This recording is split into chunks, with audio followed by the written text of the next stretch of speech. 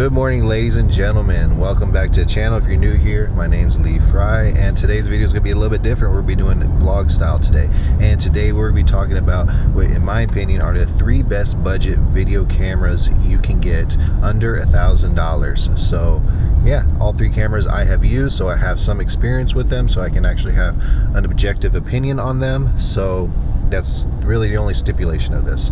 So yeah, we're going to get into it. Alright, sorry guys, I'm on the road right now, heading to do a little walkthrough at a location that we're going to be doing for a shoot later on. So it's been a busy morning, but anyways, let's get to the list. And let me put one other thing out there. These 3 cameras, 2 out of 3 are quote-unquote hybrid cameras. They do photo and video, and one of them does just strictly video. So anyways, let's get to the first one on the list, and probably the cheapest one on the list, and that is the Panasonic Lumix, however you want to say it, GH4. You can get this guy, it's no longer brand new, but you can get this guy for really freaking cheap. I've seen it on MPB for about $400-500, even in some cases as low as like $350. Those 350 ones are probably pretty beat up, but one in pretty good condition you can get between $400 and $500, and for that you are getting a really good video camera. Shoots in 4K up to 30 frames per second, 1080p up to 96 frames per second. It only shoots in 8 bits, so there is that. You can get the Vlog Lite picture profile. If some of those will probably have that already pre-installed. Some of those, if you want to get that, if it doesn't come with it already, you're going to have to purchase that through Panasonic and go through that whole process. I've never done it, so don't ask me how to do it because I really have no idea. But there is that option. But again, it shoots nice sharp 4K. It's a micro 4/3 camera, so you got to take into account that crop. In 4K there is an additional crop. There is no IBIS in the camera, but again, as far as video quality, I used that camera for a long time, and I love the video quality on the thing.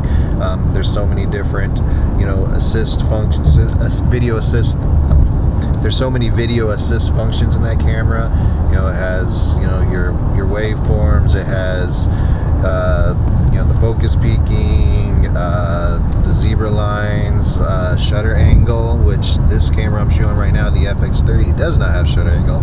This is coming soon. It's supposed to be coming soon in an update. It's Panasonic cameras, they are known for being very feature packed. This is before they upgraded the autofocus system, so yeah, it's not going to be the autofocus is not usable in that camera, so you're going to be using a lot of manual focus. It's definitely good if you're going to be mainly behind the camera. If you're someone that needs autofocus, then I probably would not recommend this camera. But if autofocus is not a big deal to you, you have no problem manually focusing, you just want a camera that's going to provide you some great quality, and for not a big price tag, I definitely recommend the Panasonic GH4.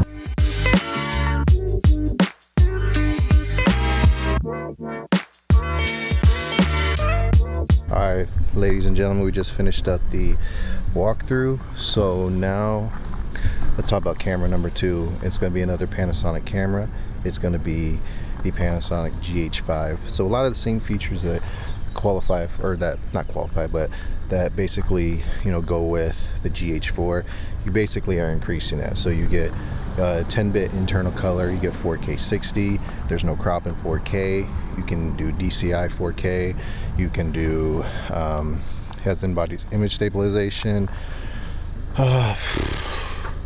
Autofocus still isn't very good. Again, it's micro 4/3, so the low light performance is not going to be great, but again, you're gonna be able to find this thing. Again, I found it used for about anywhere from $600 to $750 on MPB, so that's a damn good deal for a very popular camera, a very powerful camera, a camera that was well ahead of its time when it was released in 2017.